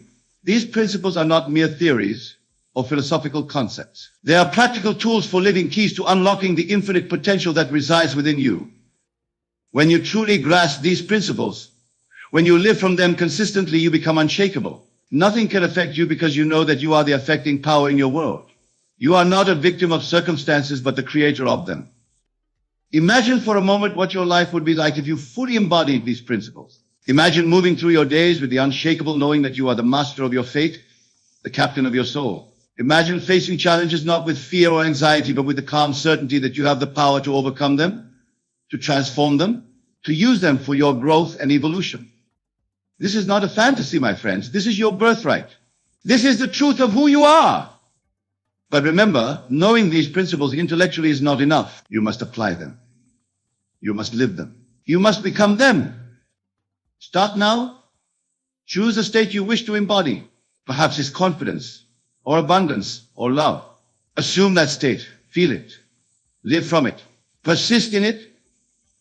Revise your past to align with it. Detach from the outcome, knowing it's already yours. Enter the Sabbath, grateful completion. Understand that your assumption of this state is creating your reality, and declare with all the power of your being, I am, followed by your chosen state. As you do this, you will begin to see changes in your world. At first, they may be small. A shift in how people respond to you, a fortunate coincidence, an unexpected opportunity. But as you persist, as you deepen your understanding and application of these principles, the changes will become more profound. Your entire life will begin to reshape itself to match your new state of consciousness. And through it all, you will remain unaffected by the storms of life. For you will know with unshakable certainty that you are the weather maker. You are the creator of your reality. My dear friends, this is the promise of these 10 principles. This is the power that lies within you. Embrace it, live it, become it, and watch as your world transforms before your very eyes. But let us delve even deeper into the practical application of these principles, for it is in their consistent application that true mastery is achieved. Consider your daily life. From the moment you wake up to the moment you fall asleep, you are constantly declaring your state of being. Every thought, every emotion, every reaction is a declaration of who you are. Are you declaring states of limitation and fear, or states of abundance and power? Begin to consciously choose your declarations. When you wake up in the morning, instead of immediately thinking about the challenges of the day ahead, declare, I am blessed. I am abundant. I am powerful. Feel the truth of these statements. Let them permeate your being. As you go about your day, be vigilant of your mental states. When you encounter a challenging situation, Instead of reacting with anxiety or frustration, pause. Remember, this situation is but an outpicturing of your past assumptions. Then, consciously choose a new assumption. Declare, I am capable of handling this with ease and grace. Practice the art of revision throughout your day. If you have an unpleasant interaction with someone, don't let it linger in your consciousness. As soon as possible, close your eyes and revise the scene. See it playing out harmoniously. Feel the emotions of a pleasant, fulfilling interaction. This is not denial, this is conscious creation. Use your imagination constantly. Before important events or meetings, take a few moments to imagine them unfolding perfectly. See yourself speaking with confidence, being received warmly, achieving your desired outcomes. Feel the satisfaction and joy of these successful scenarios. Cultivate the state of the Sabbath. At the end of each day, before you sleep, enter a state of deep gratitude and completion. Regardless of what transpired during the day, choose to rest in the knowing that all is well. All is unfolding perfectly for your highest good. Practice detachment by focusing on the joy of the journey rather than the attainment of specific outcomes. Find pleasure in the process of growth and transformation. Trust that as you align yourself with these principles, your external reality must conform to your new state of consciousness. Remember the law of reversibility. If you find yourself in undesirable circumstances, instead of waiting for them to change so you can feel better, choose to feel better now. Assume the feeling of your wish fulfilled, knowing that this feeling will inevitably bring about the circumstances you desire. And above all, be constant in your awareness of the I am. Let every thought, every word, every action be a conscious expression of your divine nature. For in this constant awareness lies true invincibility. My dear friends, as you integrate these principles into your daily life, you will find yourself becoming more and more impervious to external influences. You will no longer be swayed by the opinions of others, by temporary setbacks, or by apparent obstacles. For you will know, with every fiber of your being, that you are the creator of your reality.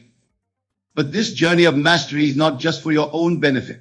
As you embody these principles, as you live from this elevated state of consciousness, you become a beacon of light in the world.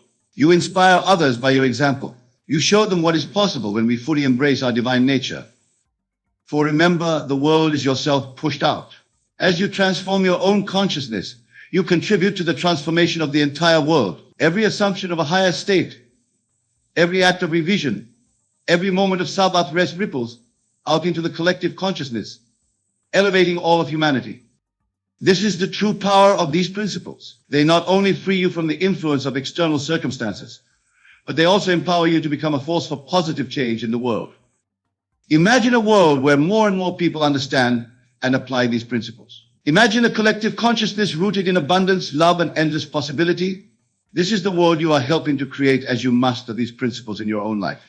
So I urge you, my dear friends, to take these principles to heart. Study them, apply them, live them, or in doing so, you not only transform your own life, but contribute to the transformation of the entire world.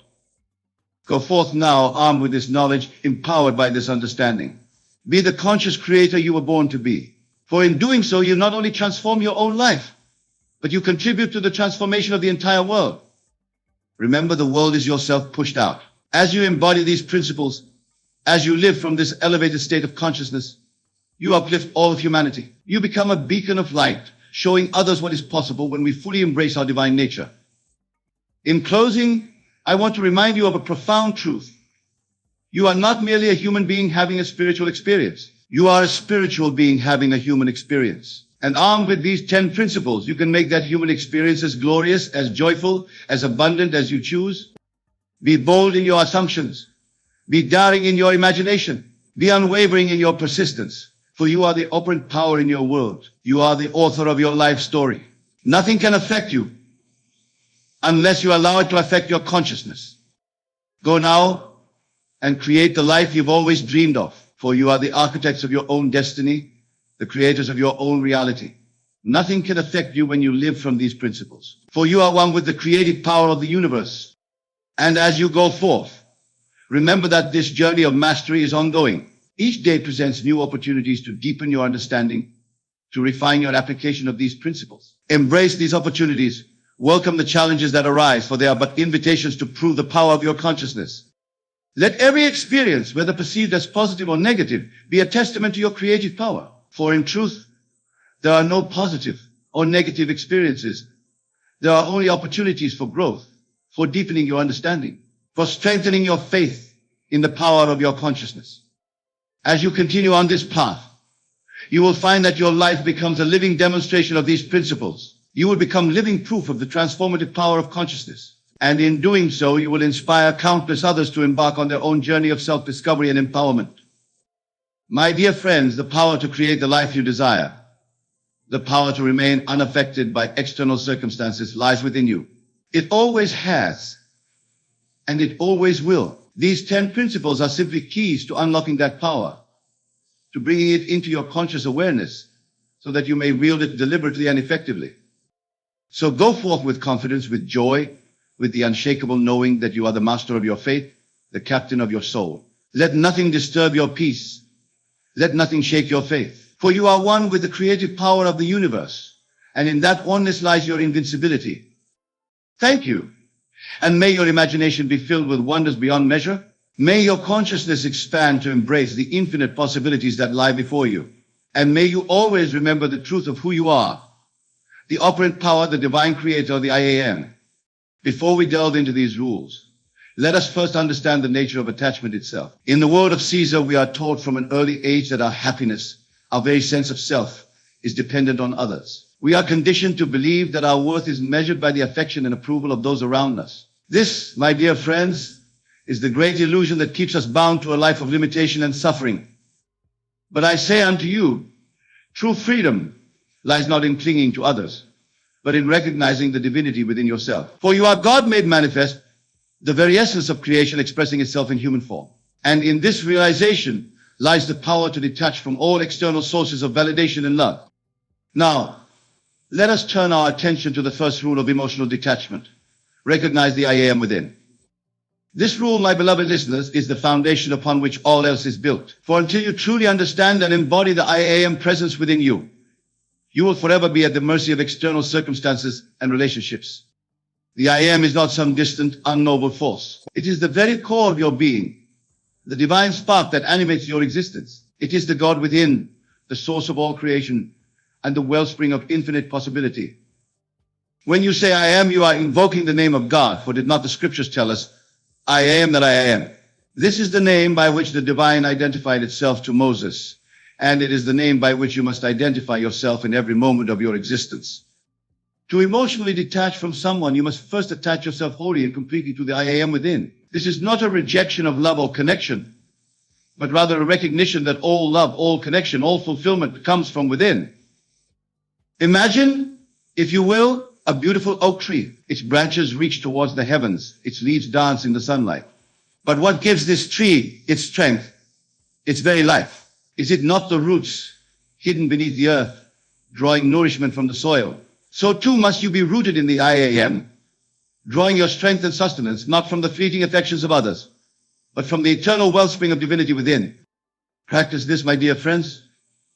In every moment of your day, affirm the I Am. Say to yourself, I am love. I am peace. I am fulfillment. Feel the power of these words resonating through every cell of your being. For in doing so, you are aligning yourself with the creative force of the universe. As you strengthen your connection to the I Am, you will find that your need for emotional validation from others begins to diminish. Like a candle whose flame grows ever brighter, you will become a source of light unto yourself and others. But remember, this is not a practice of isolation or disconnection. Rather, it is the foundation for true, unconditional love. For when you are firmly rooted in the I Am, you can extend love to others without expectation or attachment. You become a channel for divine love, allowing it to flow through you freely, unobstructed by fear or need. Now let us move on to the second rule of emotional detachment, live in the end. This rule, my dear listeners, is the very essence of creation. For what you experience in your physical reality is but a shadow, a reflection of what you have already accepted as true in your imagination. To emotionally detach from someone, you must live in the end of complete emotional freedom and self-sufficiency. You must see yourself in your mind's eye as one who is whole, complete and fulfilled, independent of any external relationship or circumstance. Close your eyes for a moment, if you will, and imagine yourself standing tall, radiating confidence and inner peace. See yourself moving through your day with grace and ease, unaffected by the opinions or actions of others. Feel the joy and contentment that comes from knowing that you are the source of your own happiness. This, my friends, is living in the end. It is not a denial of your current circumstances, but rather a recognition of the power of your imagination to shape your reality. For as you persist in this vision of emotional freedom, you will find that your outer world begins to conform to this inner truth. Remember, the world is yourself pushed out. What you hold as true in your imagination must, by the very laws of creation, manifest in your experience. Therefore, if you continue to imagine yourself as emotionally dependent on another, you will continue to experience that dependency in your life. But if you dare to imagine yourself as emotionally free, as one who is complete unto themselves, then that is what you shall become. The person from whom you wish to detach will either fall away naturally from your life, or your relationship with them will transform into one of mutual respect and freedom. Practice this living in the end daily. Before you sleep at night and as you wake in the morning, spend a few moments in quiet contemplation, experiencing the feeling of being emotionally detached and self-sufficient. Feel the relief, the lightness, the joy that comes with this state of being. As you persist in this practice, you will find that your emotional reactions to the person begin to change. Where once there was attachment and need, there will be understanding and compassion. Where once there was fear of loss, there will be an unshakable knowing of your own completeness. Now let us explore the third rule of emotional detachment. Assume the state of the wish fulfilled. This rule, my dear friends, is closely related to living in the end, but it goes a step further. It asks you not only to imagine the end state, but to fully assume it as your current reality. This is the art of what I call thinking from the end rather than thinking of the end. To emotionally detach from someone, you must assume the state of one who is already detached. This is not a matter of pretending or forcing yourself to feel a certain way. Rather, it is about stepping into a new state of consciousness, a new self-concept. Imagine, if you will, that you are an actor on a stage. Up until now, you have been playing the role of someone emotionally attached and dependent. But now you are given a new role, that of someone who is emotionally free and self-sufficient. Your task is to fully embody this new character, to think, feel, and act as they would. How would this emotionally detached version of yourself move through the world? How would they speak? How would they react to situations? How would they feel about themselves and others? Assume these qualities fully, not as something to be achieved in the future, but as your present reality. This assumption of the wish fulfilled is not about denial or suppression of your current feelings. It is about shifting your focus and your energy to a new state of being. It is about choosing moment by moment to align yourself with the version of you that is already emotionally detached. As you assume this state, you may find that your thoughts and feelings towards the person begin to shift naturally. Where once there was a constant preoccupation with their actions and reactions, there is now a calm indifference. Where once there was a need for their approval or affection, there is now a deep sense of self-approval and self-love. Remember, my dear listeners, that your assumption, if persisted in, will harden into fact. Therefore, guard your assumptions carefully. Do not allow yourself to slip back into the old state of attachment. If you find your thoughts drifting towards dependency or need, gently but firmly bring them back to the state of the wish fulfilled. This practice may feel challenging at first, especially if you have been in a state of emotional attachment for a long time. But I assure you, with persistence and faith, it will become more natural. For you are not creating a new reality, but simply aligning yourself with the truth of your being, a being that is whole, complete, and free. As you continue to assume the state of emotional detachment, you will find that your interactions with the person begin to change. You may notice that you no longer react to their words or actions with the same intensity.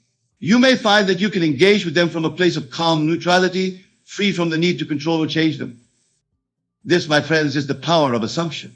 It is the key to not only emotional detachment, but to all creation. For as you assume, so shall it be done unto you.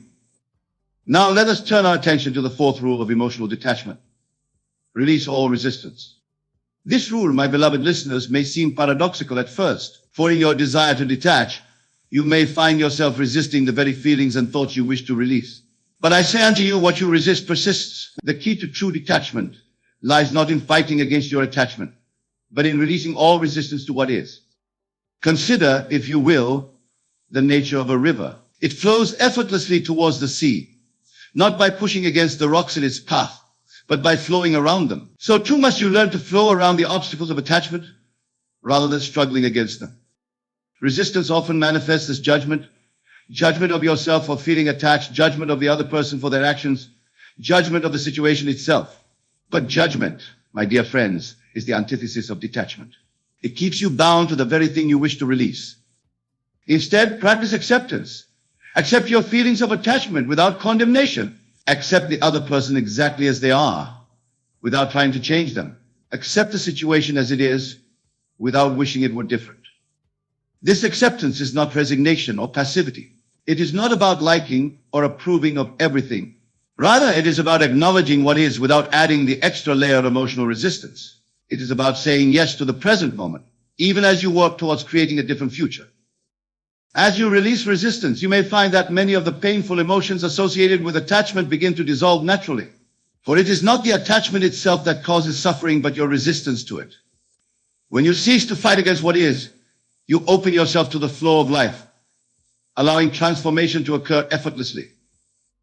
Practice this release of resistance in every moment. When you notice yourself tensing up emotionally, whether in thought of the person or in their presence, consciously relax. Let go of the need to control the situation or the other person's behavior. Allow yourself to simply be without judgment or expectation. This practice of non-resistance extends to your thoughts as well. When thoughts of attachment arise, do not try to push them away or replace them with positive thoughts. Instead, observe them with detached awareness. Watch them arise and pass away like clouds in the sky without getting caught up in their story. As you cultivate this attitude of non-resistance, you will find that your emotional energy begins to shift. The intensity of your attachment will begin to dissolve, not through force or willpower, but through the gentle power of acceptance and allowing. Remember, my dear friends, that emotional detachment is not about becoming cold or unfeeling. It is about freeing yourself from the compulsive need for external validation and control. It is about creating space for true love to flourish, love that is given freely without expectation or attachment. Now let us explore the fifth and final rule of emotional detachment: cultivate inner stillness. This rule, my beloved listeners, is the culmination of all that we have discussed, for it is in the depths of inner stillness that true detachment is realized. Not as a concept or a practice, but as your very nature. Inner stillness is not the absence of thought or emotion. It is the presence of awareness, pure, unbounded, and eternally free. It is the discovery of your true self, beyond all attachments and identifications. To cultivate inner stillness, you must learn to step back from the constant chatter of your mind. You must create space between your thoughts, between your breaths, between your heartbeats. In this space lies the key to emotional freedom. Begin by setting aside time each day for quiet contemplation. Find a comfortable place where you will not be disturbed. Close your eyes and turn your attention inward. Focus on your breath, feeling the gentle rise and fall of your chest. As thoughts arise, and they will, for that is the nature of the mind, simply observe them without judgment. Do not try to stop your thoughts or change them. Instead, watch them come and go, like waves on the ocean of your consciousness. As you continue this practice, you may begin to notice moments of profound stillness. Moments when the chatter of your mind subsides and you are left with a deep sense of peace and presence. These moments, however brief, are glimpses of your true nature, the unchanging awareness that underlies all experience. From this place of inner stillness, emotional detachment arises naturally. For in the depths of your being, you recognize that you are not your thoughts, not your emotions, not your attachments. You are the awareness in which all these arise and pass away. As you cultivate this inner stillness, you will find that your emotional reactions begin to lose their grip. The person from whom you wish to detach no longer has the power to disturb your peace. Their words and actions may still create ripples on the surface of your mind, but they cannot touch the depths of your being. This inner stillness becomes your refuge, a place of peace and clarity to which you can return at any moment. When you feel yourself becoming entangled in attachment or emotional reactivity, simply take a deep breath and reconnect with this still center within you. From this place of stillness, you can engage with the world and with the person from whom you're detaching with grace and equanimity. You can love without attachment, care without dependency, and relate without losing yourself. Remember, my dear friends, that this inner stillness is not something you need to create or achieve. It is already present within you, waiting to be recognized. Your task is simply to remove the obstacles, the mental and emotional noise that obscure its presence. As you practice these 5 rules, recognizing the I am within, living in the end, assuming the state of the wish fulfilled, releasing all resistance, and cultivating inner stillness, you will find that emotional detachment becomes not just a goal to be achieved, but a natural expression of your true self. Now, my beloved listeners, I want you to understand that this journey of emotional detachment is not a linear process. It is not something that happens overnight or in a steady, predictable progression. Rather, it is a dance, a beautiful, sometimes challenging dance between your habitual patterns of attachment and your growing awareness of your true, detached nature. There will be moments of profound clarity and freedom where you feel completely detached and at peace. Cherish these moments, for they are glimpses of your true potential. But do not become attached to them, for attachment to detachment is still attachment. There will also be moments when you feel as though you've slipped back into old patterns of emotional dependency. Do not judge yourself for these moments. They are not failures, but opportunities for deeper understanding and growth. Each time you notice yourself becoming entangled in attachment, it is an invitation to practice these principles anew. Remember, emotional detachment is not about suppressing your feelings or becoming indifferent to others. It is about freeing yourself from the compulsive need for external validation and control. It is about creating space for true love to flourish, love that is given freely without expectation or attachment. As you continue on this journey, you may find that your relationship with the person from whom you're detaching begins to transform. Without the weight of your emotional expectations and needs, they may feel freer to be themselves. You may discover a new kind of relationship emerging, one based on mutual respect and genuine care rather than dependency and fear. Or you may find that as you detach emotionally, the relationship naturally falls away. For relationships built solely on attachment and need cannot survive in the light of true emotional freedom. Trust in this process, for it is the natural unfolding of your alignment with your true self. Throughout this journey, be gentle with yourself. Emotional detachment is not about forcing yourself to feel or not feel certain things. It is about allowing yourself to be exactly as you are in each moment, while holding the vision of your emotionally free self. Practice self-compassion as you navigate this path. When you notice yourself slipping into old patterns of attachment, rather than berating yourself, offer yourself the same kindness and understanding you would offer a dear friend. Speak to yourself with words of encouragement and love. Remember also to celebrate your progress, no matter how small it may seem. Each moment of awareness, each choice to align with your detached self is a victory. Acknowledge these moments, for they are the building blocks of your transformation. As you move through your days practicing these 5 rules of emotional detachment, you may begin to notice changes not just in your relationship with the specific person you're detaching from, but in all your relationships and interactions. You may find yourself becoming less reactive in general, less easily swayed by the opinions and actions of others. You may discover a new sense of inner peace and stability that remains constant regardless of external circumstances. This, my dear friends, is the true gift of emotional detachment. It is not just about freeing yourself from one specific attachment, but about realizing your inherent freedom in all situations. As you continue to practice, you may find that the very concept of detachment begins to shift. What once seemed like a goal to be achieved becomes simply your natural state of being. You realize that you were never truly attached in the first place, that attachment was merely a story you were telling yourself. In this realization lies true freedom. For when you know yourself as the unchanging awareness beneath all thoughts and emotions, what is there to attach to or detach from?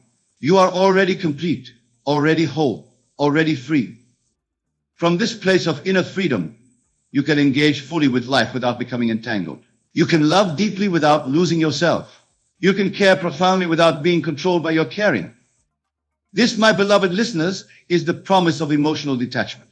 It is not a dry intellectual concept, but a living reality that you can embody in every moment of your existence. As we near the end of our exploration, I want to remind you that the power to emotionally detach lies entirely within you. It is not dependent on the actions or reactions of others. It does not require the cooperation or understanding of the person from whom you are detaching. It is a choice that you make moment by moment to align with your true free nature. In every interaction, in every thought of the person, you have the opportunity to practice these principles. Each moment is a new beginning, a fresh chance to choose detachment over attachment, freedom over dependency. Remember, the world around you is a reflection of your inner state. As you cultivate emotional detachment within yourself, you will find that your outer world begins to mirror this inner freedom. Relationships that were once sources of pain and struggle may transform into sources of joy and mutual growth, or they may fall away entirely, making space for new, more aligned connections to enter your life. Trust in this process, my dear friends. Trust in the wisdom of your own being. For as you align yourself with the truth of who you are, a divine, infinite being, complete unto yourself, all things must rearrange themselves to match this inner knowing. And so as we come to the close of this discourse, I invite you to take a moment to reflect on what you've heard.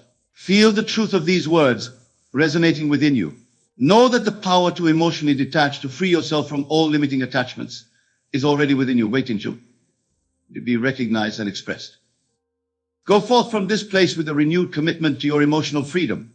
Practice these 5 rules diligently. Recognize the I am within. Live in the end. Assume the state of the wish fulfilled. Release all resistance and cultivate inner stillness. But above all, remember that you are already that which you seek to become. You are already detached, already free, already complete.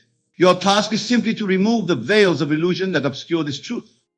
In every moment, you have a choice. You can choose to identify with your attachments and dependencies, or you can choose to align with your true, free nature. Make this choice consciously, make it with love, and make it again and again until it becomes your natural state of being. And know, my beloved friends, that as you walk this path of emotional detachment, you are not alone. The entire universe conspires to support you in your journey towards freedom. For in freeing yourself, you contribute to the freedom of all beings. May you go forth in peace, in love, and in the unshakable knowing of your own divine completeness. May you find the strength to detach from all that no longer serves you, and the courage to embrace the fullness of your true, liberated self. Remember, you are the creator of your reality. You are the author of your story. Write a story of freedom, of joy, of unconditional love. For that is your birthright, and it is within your power to claim it. Go now and be the embodiment of emotional freedom. Be the living proof that true love needs no attachment, that true strength comes from within, that true peace is your very nature. And as you do, know that you are fulfilling your highest purpose, for in freeing yourself, you light the way for others. In detaching from your own limitations, you help to liberate the world. This, my dear friends, is the ultimate gift of emotional detachment. It is not just a personal practice, but a service to all of humanity. For as you free yourself, you create a ripple effect that touches all those around you, inviting them to recognize their own inherent freedom. So go forth with courage, with faith, and with the unwavering conviction that emotional detachment is not just possible, but inevitable. For it is the truth of your being, waiting to be realized. May you be blessed on your journey. May you find the strength to persist in these practices. And may you come to know, beyond all doubt, the joy and peace that comes from true emotional freedom.